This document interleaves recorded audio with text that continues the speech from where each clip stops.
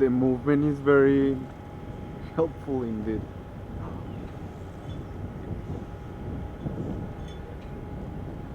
That's good. Why did you start STEM sailing? I love sailing. Whenever I go sailing, it's always something new.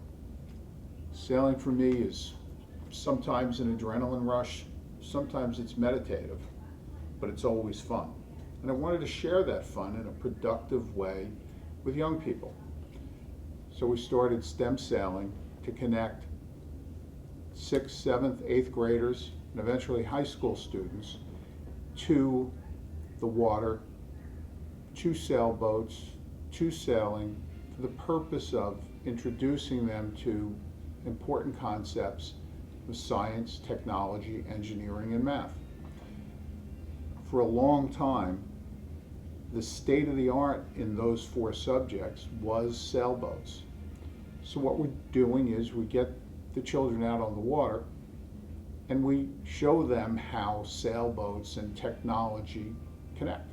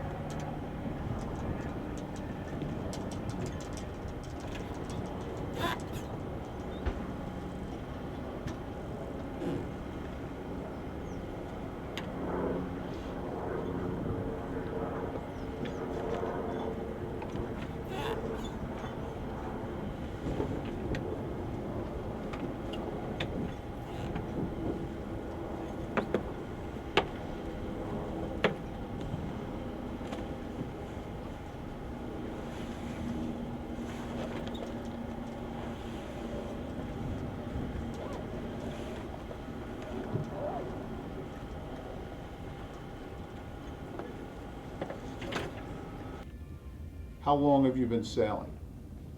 I got seriously interested in sailing about 30 years ago.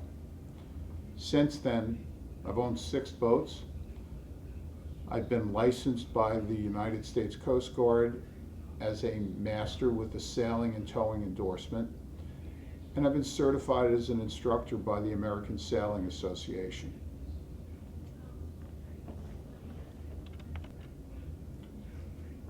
Do you have a sailboat? Which of your boats is your favorite? My current sailboat is a Pearson Ensign. It was built in 1965. I think the sailboat that is everyone's favorite is the one that they have now. I love the Ensign.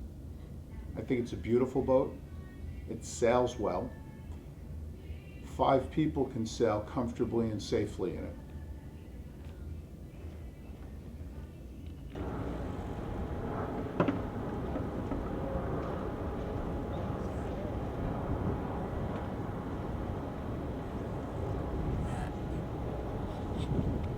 We should put the sails up. I mean, I could do that.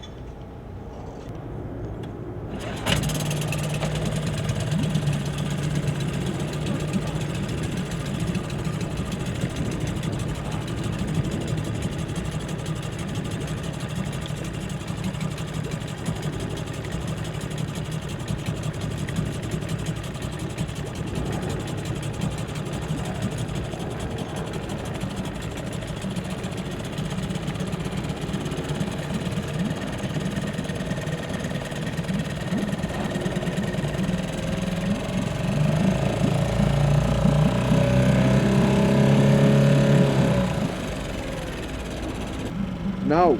Yes? Yeah.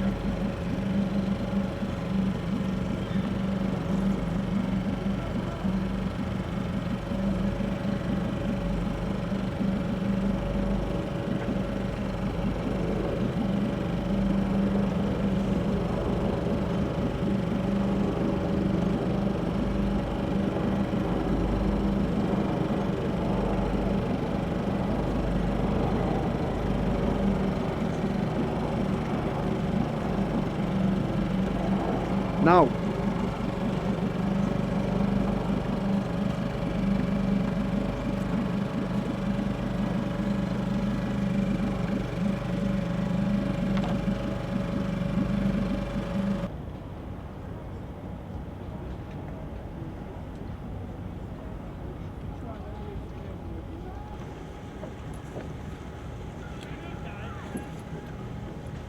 Life jacket.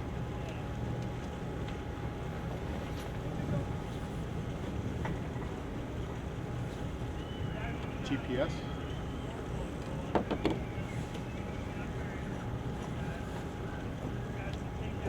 Radio.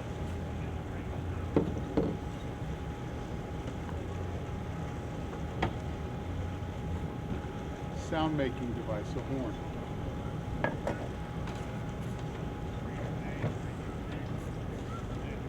And a winch handle.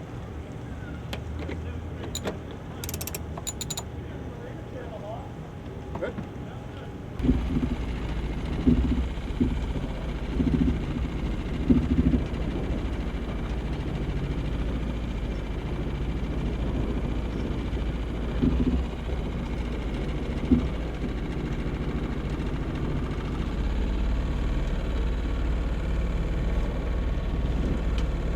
I love that.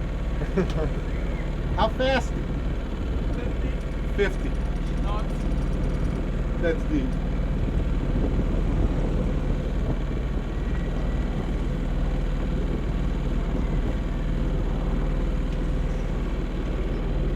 So where did I start stem sailing?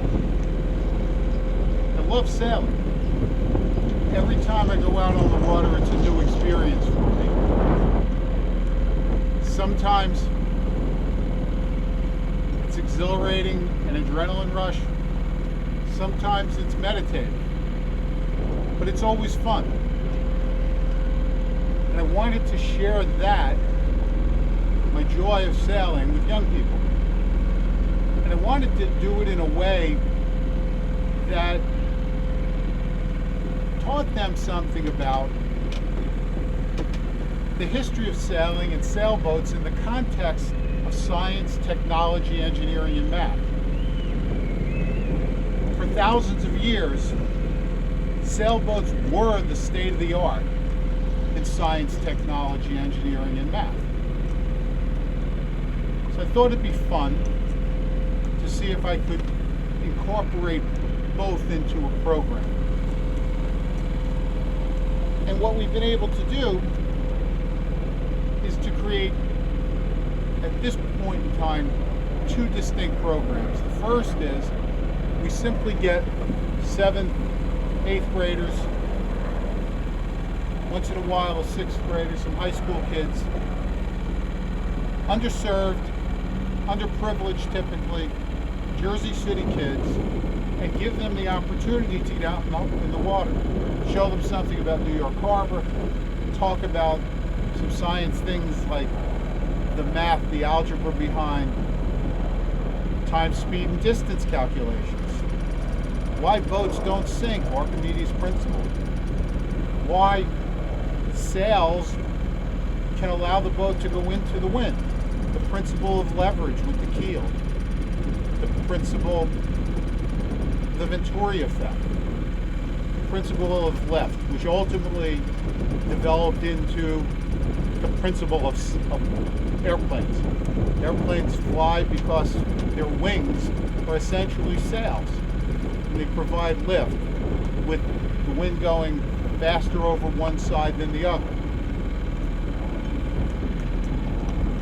So we started in May of this year. We got our IRS tax exempt approval in May. Got a late start for the season, but we got the season going, and we're off with a good beginning. What we're working on right now is developing two programs together with two Jersey City charter schools, where beginning in January, we'll go to the school, we'll show some video, we'll have some conversations about the scientific principles involved, the science, technology, engineering, and math. Things, as I just mentioned, by example. We'll do some fun projects. We'll learn the basic principles of sailing, and by the spring, the groups should be ready to get out and sail. They'll learn about how to adjust sails underway, how to set sails, the parts of boats, the critical terms, the directions, all the things that they really need to know. And next summer, hopefully, we'll have a really good group of kids well prepared to sail around New York Harbor.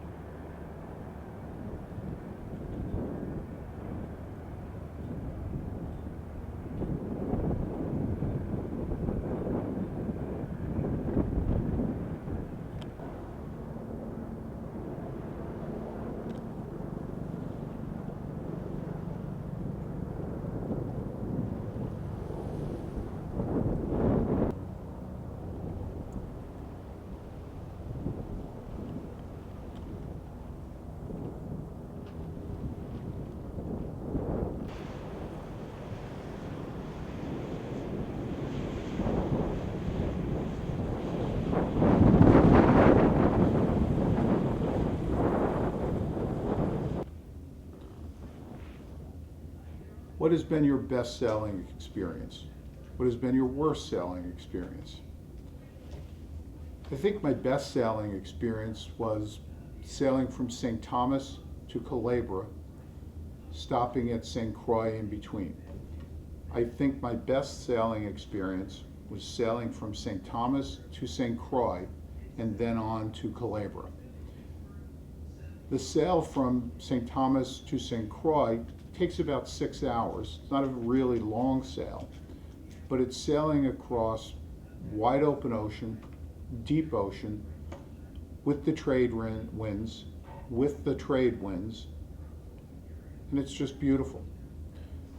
Once you arrive at St. Croix, You navigate through a narrow, fairly dangerous opening between two reefs.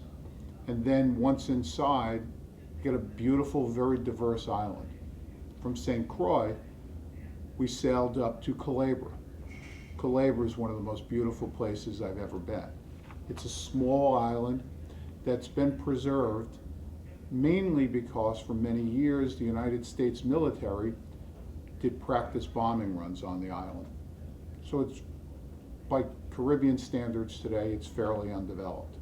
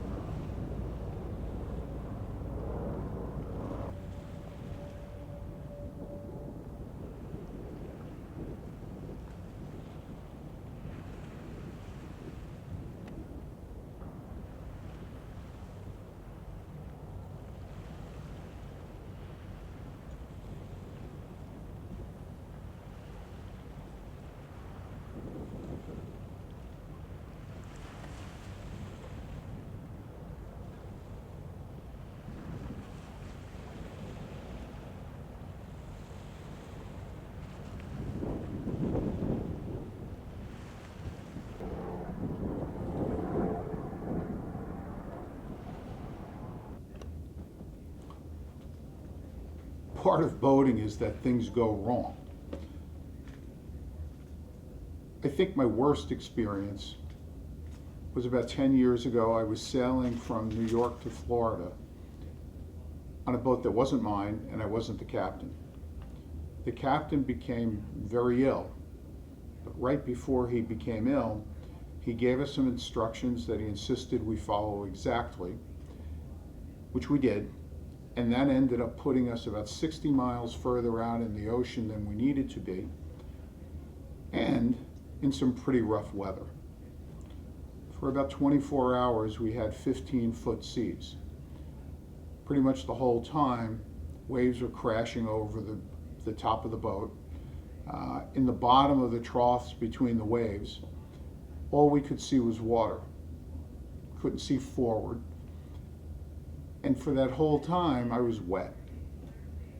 Everything worked out okay, but it sure wasn't a fun experience, and things could have worked out far less well than they did. Another experience that wasn't that fun for me was on a boat that I owned, sailing across Pamlico Sound in North Carolina. There's a long sandbar that if you're going from Oriental to Ocracoke, you have to sail alongside that bar for several hours. The bar is shallow, only about 3 or 4 feet deep. And we left Oriental and the weather was getting bad. We knew it was going to get bad. Visibility went way down, but we were sailing nicely. We were actually having a good go of it when the head sail, the Genoa, blew out. Just shredded, broke into several parts. Under normal conditions, when that happens, the easiest thing to do is just turn on the engine. Unfortunately, the engine wouldn't start. So we were left being pushed by the wind and the current, closer to the sandbar. If we had struck the sandbar, we would have grounded the boat, and that would have been dangerous. We probably would have lost the boat. We were at least 10 miles away from any assistance, and it's possible that lives might even have been lost. Fortunately, I was able to get the boat under control. We were able to move forward, and nothing happened.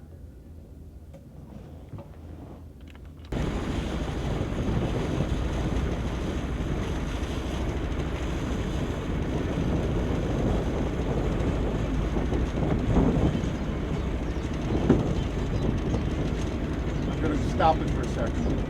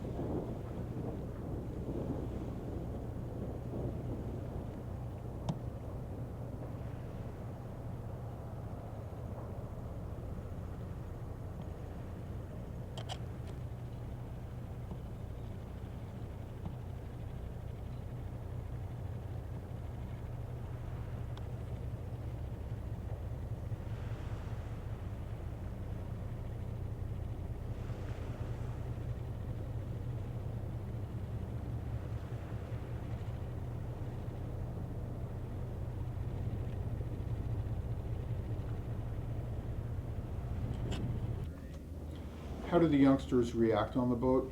Well, there's really nothing to worry about because modern, well-designed boats with a competent crew are always under control.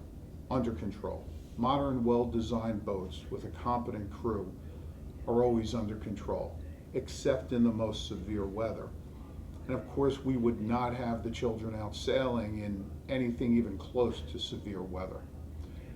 The younger children, when they go out, they want to chase big boats' wakes around the harbor, which is a lot of fun for them, but of course it really isn't teaching them about sailing.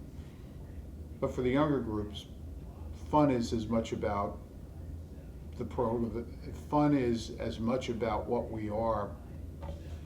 Fun is as important as their learning about science, technology, engineering, and math. Things change a little bit with the older group. The older children want to control the boat. To control the boat, they have to learn how to control the boat. So they're more interested in the science, technology, engineering, and math components. And we talk about lift, and we talk about Archimedes' principle of buoyancy, and we talk about the Venturi effect. They get it. When I was a student in science class and the teachers got really technical, my eyes would glaze over. I'd fall asleep. That's not what happens with these children out on the water with boating. They get excited. They ask questions. They learn. STEM received tax-exempt status from the IRS. STEM receives tax-exempt status from the IRS only this past May. So we really got a slow start, a late start on the boating season, which meant that of the two programs we had, which meant that, well, we had enough time that we got the first part of our programming up and going. Basically demonstration sailing. We get youngsters out on the water, we show them a bit of New York Harbor, we show them a bit of the technology of sailboats. We have some fun, we sail for a while, and they come back.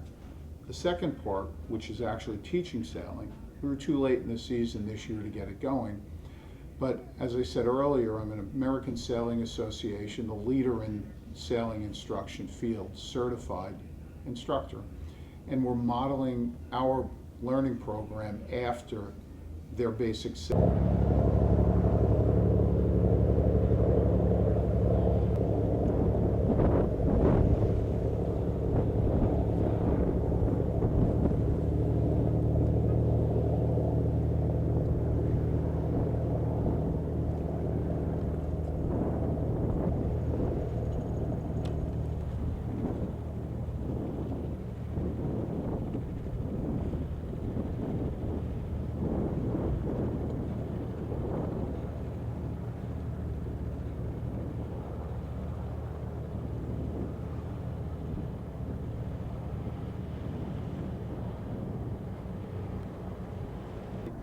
Was we had a small sailing lesson in very windy conditions, so we didn't go outside of the harbor. We stayed in what we call the basin, the outer rim of edge of the basin.